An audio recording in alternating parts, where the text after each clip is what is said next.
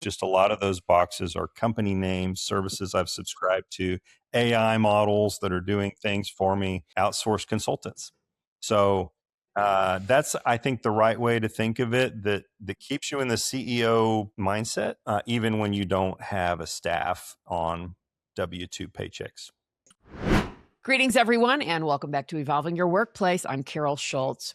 So I have a favor to ask. If you aren't already following us on Spotify, now's the time to do so you can stay alerted with each and every new episode. All right, today we're going to explore a workplace that has no employees, just consultants. I have CEO Jeff Roberts here with me. He runs Innovation Vista, providing strategy to companies in various industries through hundreds of consultants, which I found to be a really interesting model. So I thought we should explore it a little bit more and how he is evolving his workplace. So, Jeff, I'm glad to have you with me. Tell us a little bit about Innovation Vista first. Well, thank you for the invitation. Innovation Vista, we're in our 7th year providing technology strategy and leadership to mid-sized organizations across every industry, particularly since we've grown that network of consultants that you mentioned. That gives us the breadth and depth to really help anyone in any sector, from nonprofit and government all the way to every for-profit sector in the economy. Mm-hmm. The only one sector we don't really do a lot of work with, for obvious reasons, is technology companies themselves. But for why other are those reasons obvious, Jeff? Yeah, their entire org chart is full of people who have made a career of deploying technology. Yeah. Their business model is technology. Yeah. When we help clients find ways that technology can drive revenue streams, technology companies would look at us and say, yes, that's what we do. We're more about deploying technology, leveraging it in ways that make sense for non-technology sectors to get efficiency as well as to drive revenue with technology capabilities. Mm-hmm. So without any employees, who's doing all your sales? So we have a mixture of outsourced human effort and AI at the top of our funnel, if you will. Marketing, content marketing. I'm driving a lot of that strategy. What should we talk about? What things am I seeing in the market? What do we not have content about yet, which I think we should, that our clients are either asking about or would be interested in? And then we farm that out. So we've got several groups helping us with content, posting on social media. So you still are paying consultants or paying people to do that for you? We are, yes. Okay. And either people or AI, as I mentioned. How exactly are you using AI in this? So generally, the micro segmentation that AI makes possible, just understanding for an individual company, what are they working on? What sector are they in? Who do they compete with? How might technology really impact their business model? That is a capability that AI brings to the table that humans could do it, but it would be prohibitively expensive for us to get the kind of in-depth analysis on an individual company that AI enables. So then anyone who's interested, let's say the middle of the funnel, they respond, they send in a question, they ask for some of our material that we offer online. I speak with them personally. So that's really the I guess one of the key strategic spots that I've chosen to spend my scarce hours in the week is speaking with prospects, understanding where they are, where they want to be, where they could be that they might not even be aware of, and understanding them enough to then go to our directory of consultants and understand who would be the very best fit for that client. And do you then just, recommend someone, or do you find 1 or 2 or 3 different consultants for them to interview? Good question. It depends on their preference. a lot of companies look at us as the expert. We vetted these. This is not just Yeah, gee, right. we've run a keyword search on Yeah, yeah, LinkedIn, yeah. and we've talked That to was my each and next every one. question. Yeah, no, it's been a very long and fruitful process, but very long and very difficult in-depth analysis. A lot of it, interestingly, was I'm not going to say accidental, because when I founded the firm in late 2019, I did have this idea, but then COVID hit Yeah. in March of 2020, and one of the ways that I found, maybe the top way that I found to redeem that time, and freelance consultants that I spoke with also to redeem their time, because no clients were speaking to us. Yeah. Or no prospects anyway. So I spent spring and summer of 2020 going from probably 60 consultants that I knew of that I could subcontract to, all the way to 300. And I probably spoke with, honestly, 700 or 800.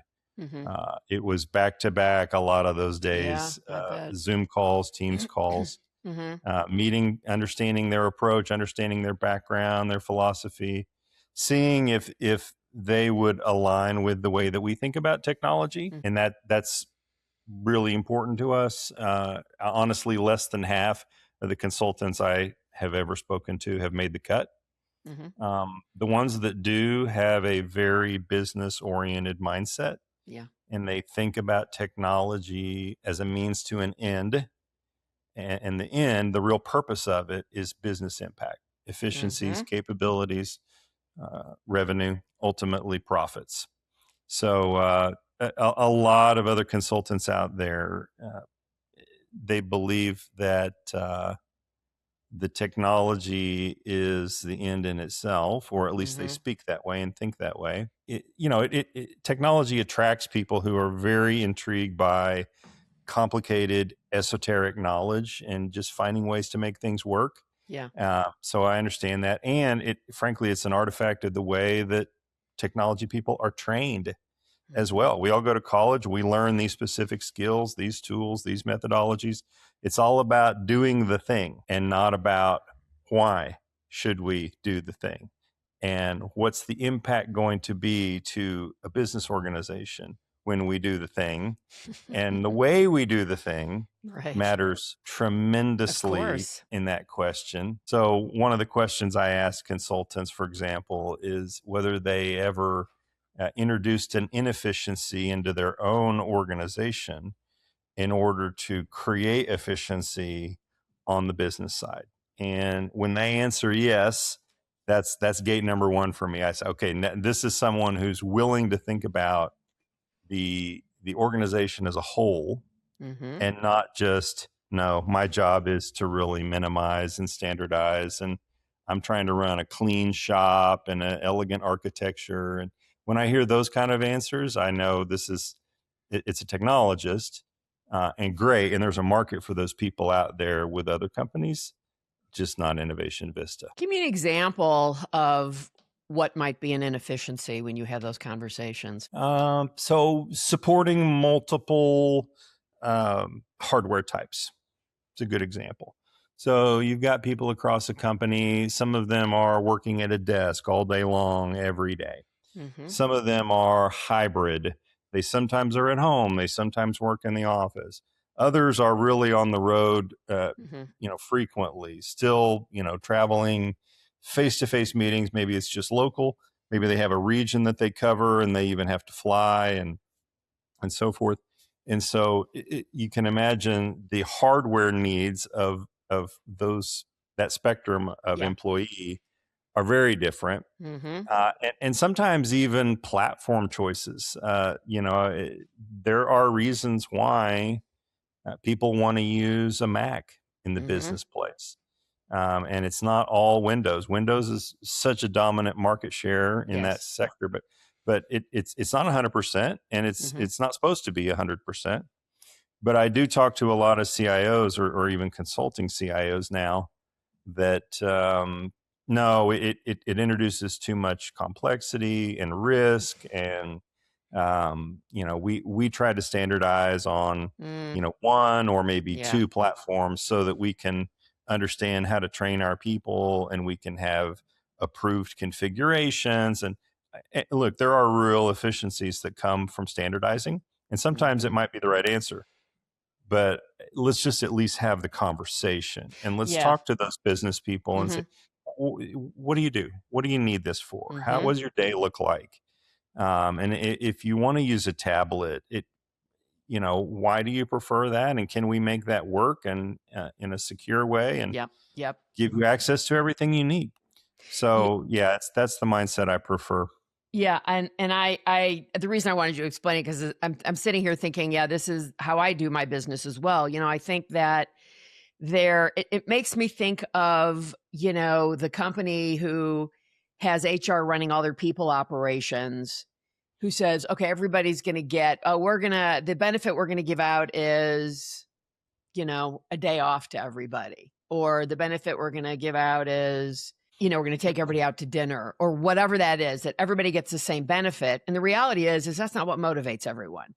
Right. That's really a company who doesn't take a talent-centric approach, where they actually, want to say to their people, what is it that you need? What is it that you need? What is it that you need? That doesn't mean everybody's going to get everything they want, but you're asking the question, right? I mean, if I had to go to work with somebody who forced me to use a PC, I would not take the job. I've been in the Mac ecosystem since I was in graduate school.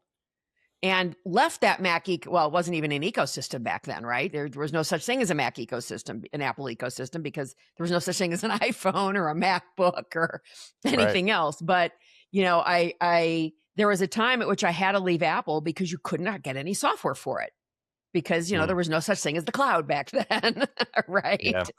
So, but as soon as, things were caught back up, I immediately went back to, Apple, and never look back. But I completely can relate to that personally.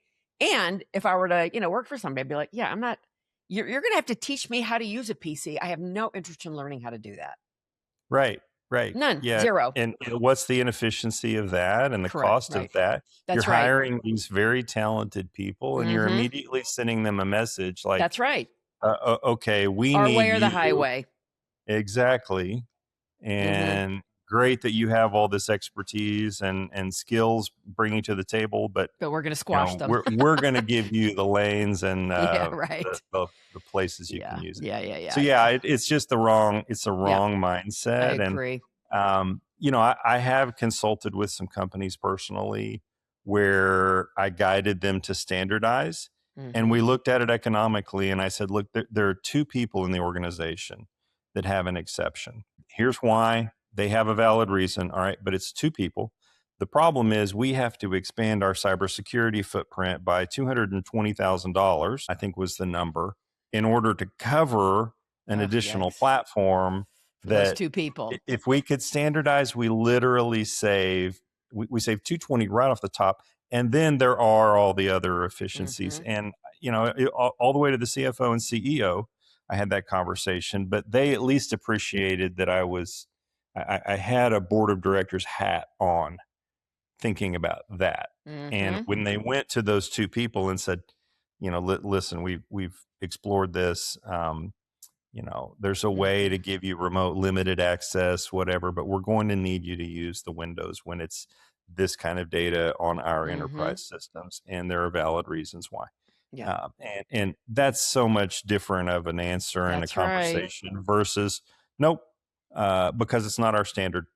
Because you've listened to them and you've listened to their concerns. And when people know they've been heard and listened to, it makes all the difference in the world. So, Jeff, tell me a little bit, having really no org chart, why you decided to structure a company this way. It's a great question. I get asked that every now and then. The real answer is I had seen it fail the other way. So here's the real challenge. It's what we do. C-level technology strategy in the 2020s, even 2019 when I started, it's so embedded in how companies operate, their business model, their supply chain, their delivery chain. It's just it enables or it constrains everything. Mm-hmm. And understanding that business model and where does revenue come from? How do we compete? What's our strategy? Where do costs come Mm-hmm. from? What really moves the needle with respect to a company's performance? Mm-hmm. You really have to be a business leader first and a technologist second, or in Mm-hmm. addition to your business hat. And what that means is specialization throughout someone's career. Technology people, we all believe, and it's somewhat true, that what we do can apply in different industries. We can go into a new company and learn what they do, and our skills can be brought to bear. That's all true. The problem is when you're charging what we charge for our services, and it's that C-level strategic guidance. Mm-hmm. We really need to walk in the door. Actually, before we even walk in the door, we need our consultant, when they first meet the client, CEO, CFO, COO, to resonate, to be able to speak immediately to where they are, to be familiar either with Mm-hmm. them or at least with a competitor in an adjacent space or in their specific sector, to understand what keeps them up at night, what they dream about, what they worry about.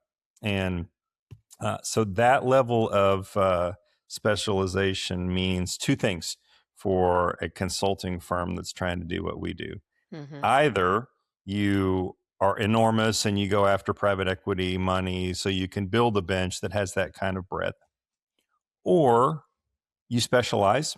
And I'm bootstrapping in Innovation Vista, so these are this is my retirement fund funding all of this. Yeah, I can Um, relate. I could afford to hire a few Mm-hmm. consultants, and they might be brilliant. They would have been brilliant because I've learned how to interview over the years, but they would know what they know. Mm-hmm. And if I'm marketing, let's say I have a healthcare expert as one of those people.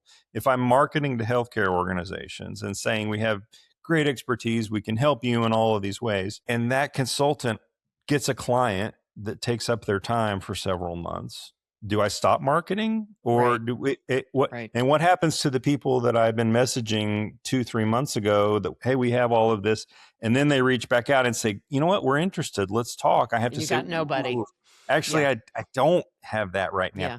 No, it doesn't work. It doesn't Yeah. scale.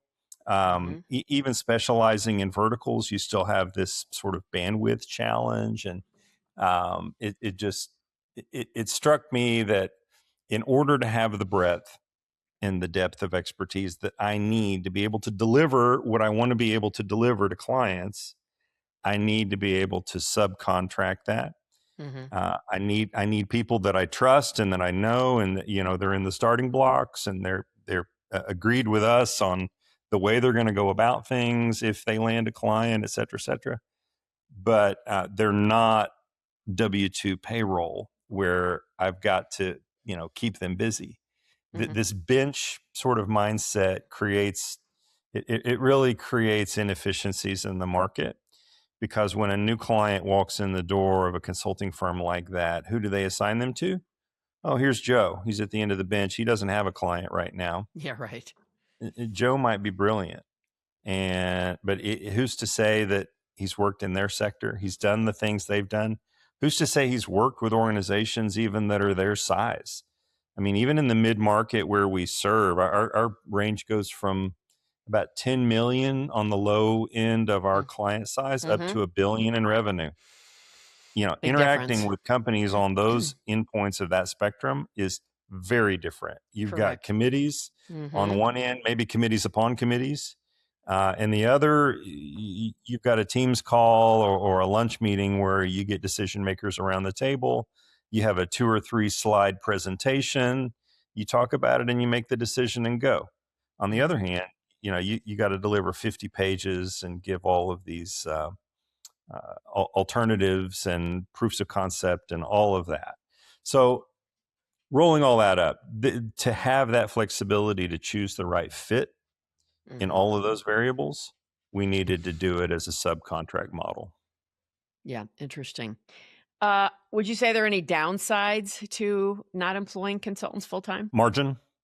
My accountant, who's Mm-hmm. also contracted fractional, Yeah. um, Yeah, they're frequently reminding me that, certainly the margin of paying someone W-2 and then billing them at the consulting rates that we're able to command, that is significantly healthier, let's just say, than Really?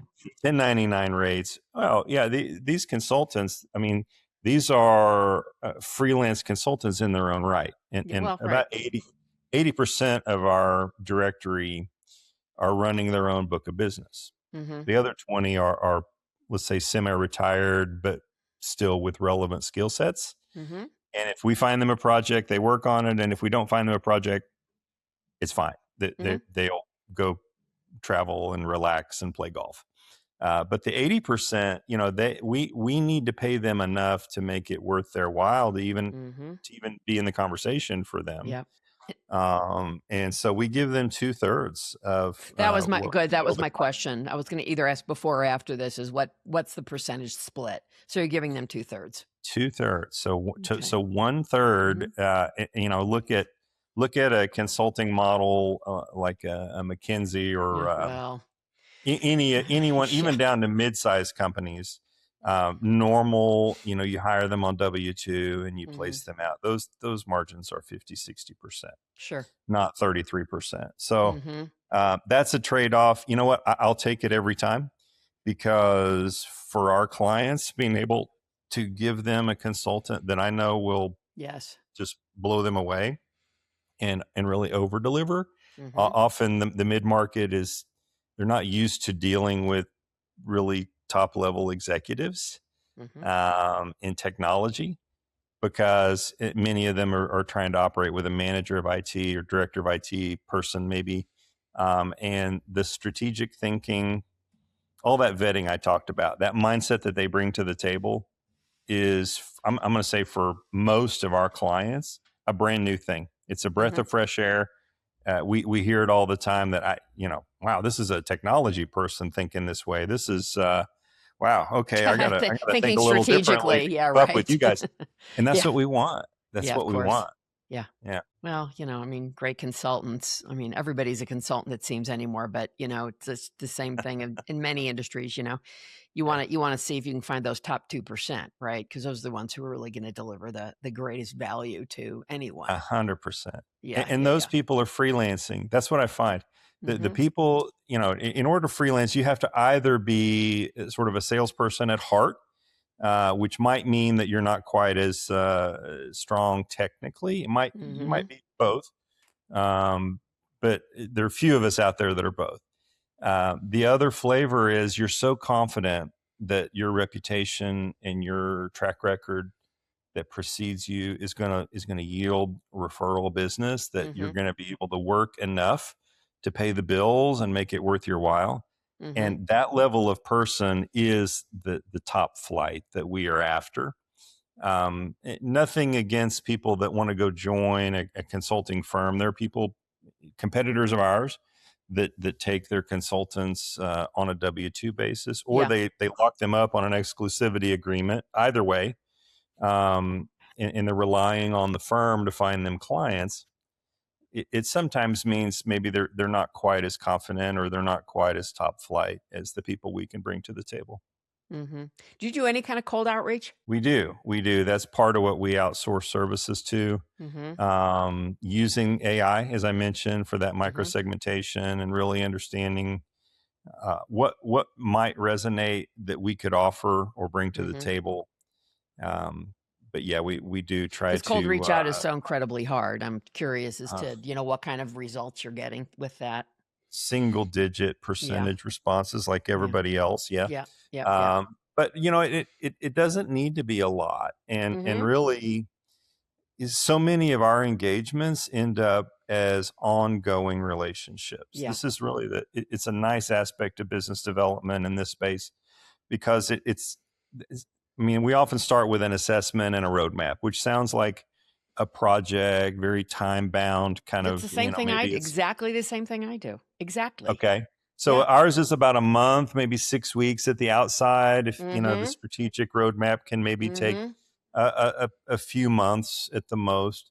But what happens from that is they like some or all of our recommendations. Yes. We're 87%, I think, at the last measure that I took of that. Mm-hmm. 87% say, great, can you help us make it happen? And that's what it's all about. And so from there, we pivot into, really, we have two main forms. We offer advisory, where really what they need is sort of the guidance and the sounding board, and just help us figure it out. But we don't want to pay you to lead it. We just need a few hours a week to help us stay on the road that you've charted. The other alternative is they do need the leadership, and we come in as virtual CIO, interim CIO, increasingly virtual CAIO for AI only, including companies that have a CIO, but one that is never done AI. And that's a sort of growing line of business for us to offer that. And so, yeah, the ongoing aspect of it really helps on the efficiency of business development, because once we land a client, we blow them away. We help them.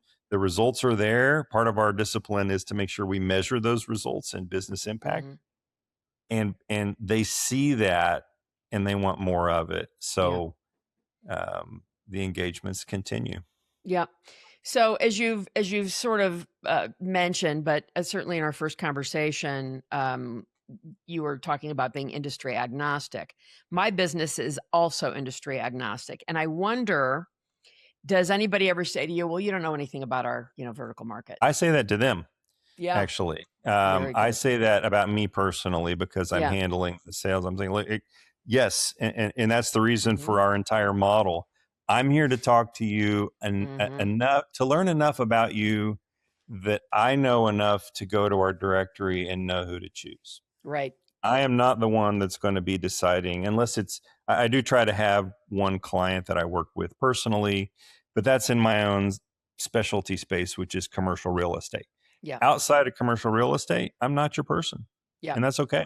I've worked in a few other industries, added value. Okay. But generally, there's an expert who's sharper than me in that directory that I'm going to want to bring to the table and introduce to that client as early in the process as I can, before we've papered the engagement, even to really have the consultant help me to paper the engagement by dialing in. Here's the help they need. Here are the things we can do. These things we can get off the shelf. These things are going to have to be custom. They know all of that about that sector. That's the whole value proposition of this approach. Yeah. So yes, you have to be very open about it. And they sometimes ask me, well, what do you think we should use this system or that system? I say, you know what? I've heard of one of them, not the other, but I'm not the one to answer. Yeah, I don't know your market. I'm gonna get you the one to answer, and we'll get their opinion. That's what you're gonna pay for, not me personally.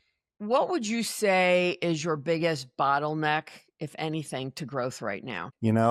I think there've been a lot of geopolitical issues, a lot of uncertainty, the tariff dynamics, just all of that impacting the entire economy.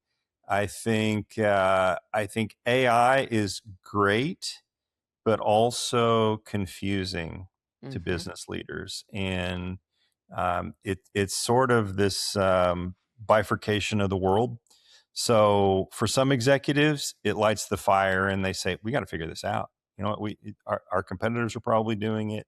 We want to be on the leading edge, not the lagging edge." And we love those groups, obviously, and we want to reward them with first mover, second mover kind of advantages in their sector. The other leadership, though, and some of it is justified because there's been so much hype about AI, and a lot of money has been wasted. And a lot of people are out there making promises that are just I get pitched all the time, AI, and don't take any of it. I just delete it all. Yeah, and some of it is over-promising. And it's just so and under-deliver. So obviously ridiculous. It makes all of us look bad, and it frustrates me no end. To just, well, it's a new shiny object. Oh, yeah, I can do anything. It doesn't matter the kind of data that you have. It doesn't matter the quality of data you have. We could write a no, no, no. And there's a way to get there almost always, but Yeah. it doesn't always make economic sense. And so it just, yeah, I think it's pausing. It's making some executives reluctant right now. Mm-hmm. So we're a little ahead of the main curve that I see. I think there's still a lot of sectors where the mid market has not been impacted too much on pricing. Mm-hmm. That's coming. The AI dividend, as we call it, even if it's just their vendor relationships. So many suppliers and service providers are gaining AI efficiency, and they're not passing that along to the client. They're banking it as margin. And so, I go into a new client, or we have consultants start with a new client. One of my first suggested explorations is look at the vendor agreements and Mm-hmm. let's just see, is this vendor likely using AI, or could another one in that space use AI to do this a lot more efficiently? Let's get the client that benefit, not the vendor. Yeah. And I think the entire landscape in the marketplace of what things should cost, especially Mm-hmm. cognitive work, Mm-hmm. is changing very, very rapidly.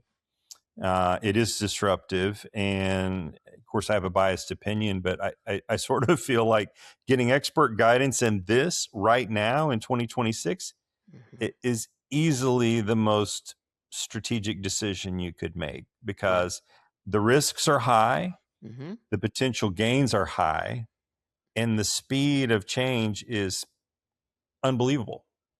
And that combination of criteria is exactly when you need outside expertise that can help you steer the car.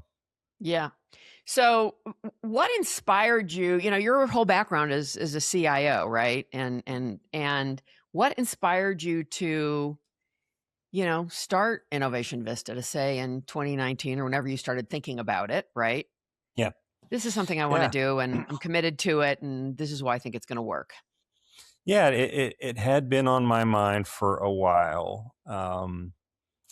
Even before, the last company that I served as CIO for was acquired by a big multinational. We Mm-hmm. were about 1,300 people. They were about 130,000 people. So it just, very different scale. Yeah. Very clear to me when they acquired us that, there was not going to be an interesting chair for me when the music stopped. Um, Thankfully, they were interested in some of our technology and some of our AI. Mm-hmm. We were doing kind of early machine learning and natural Mm-hmm. language AI Yeah. at that time. And they were interested enough that they wanted my help after the acquisition to sort of fold that in and integrate it with their environment.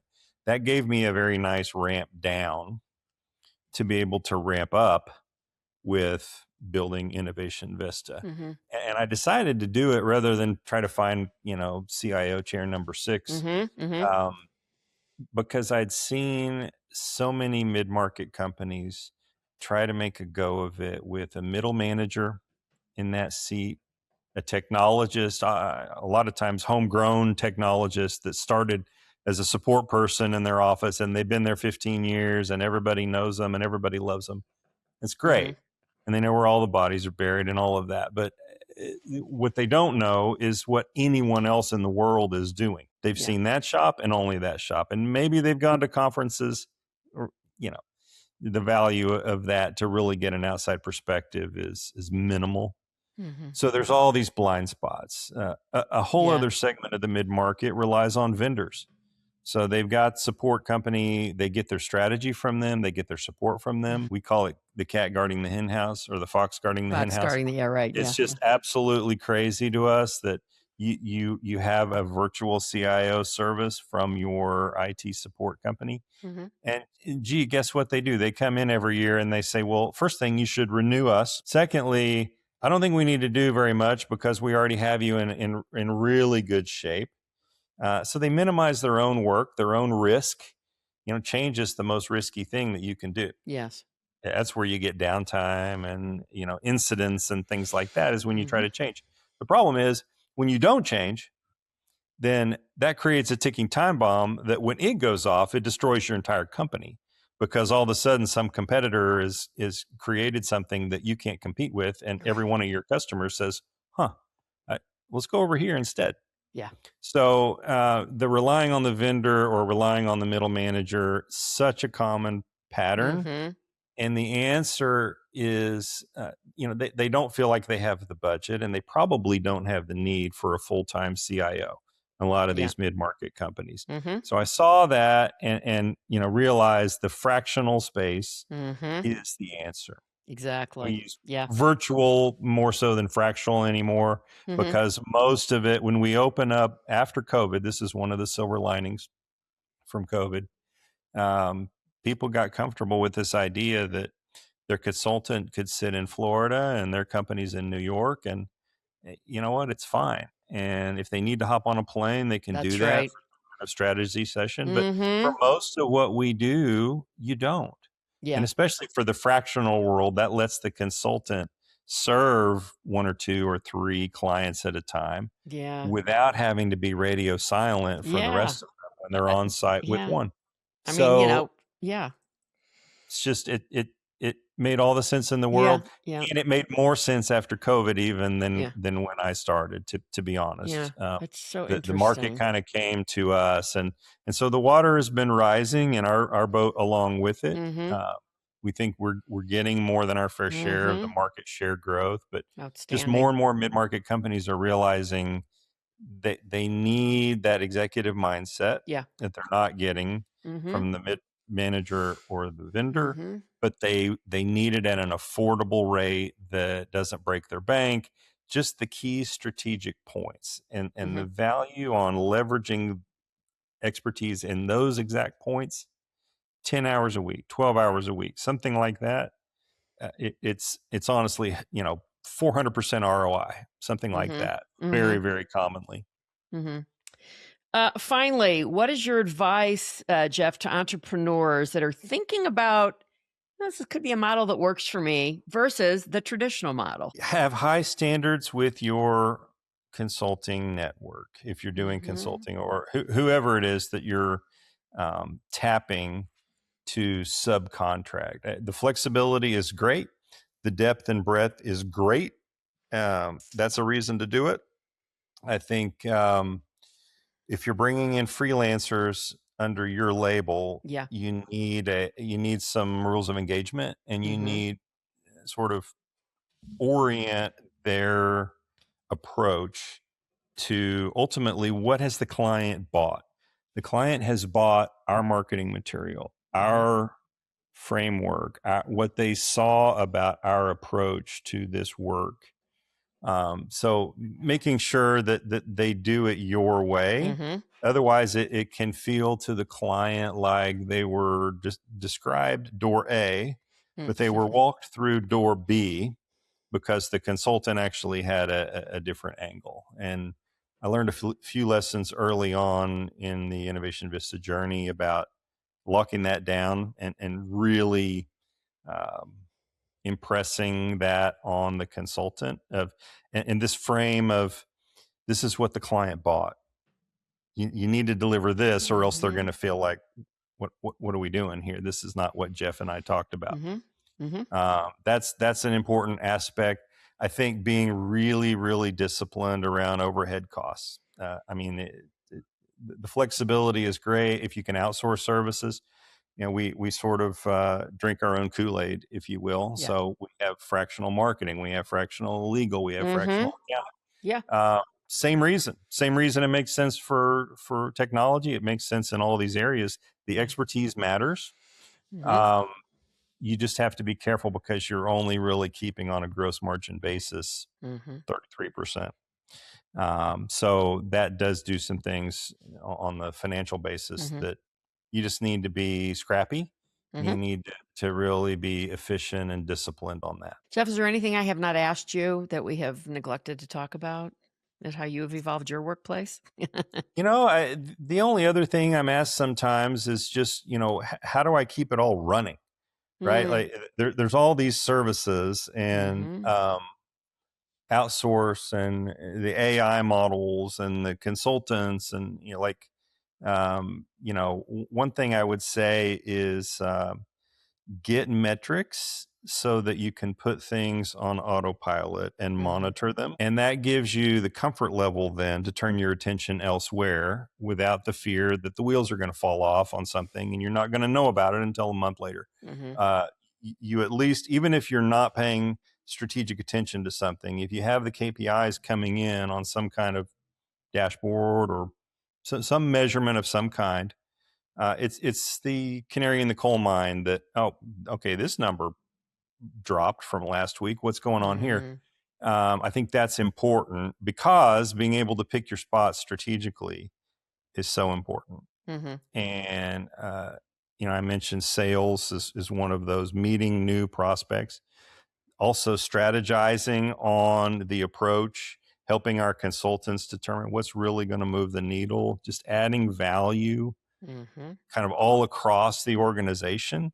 And I sort of think of it as, I do have an org chart underneath me, but it's just a lot of those boxes are company names, services I've subscribed to, AI models that are doing things for me, and outsourced consultants. So outstanding. That's, I think, the right way to think of it, that keeps you in the CEO mindset. Yeah. Even when you don't have a staff on W-2 paychecks. Right. Well, Jeff Roberts, founder and CEO of Innovation Vista, this has enlightened me even further than our initial conversation did. So I think my audience will appreciate this, and you. And thanks so much for being with me. Well, thanks for the invitation.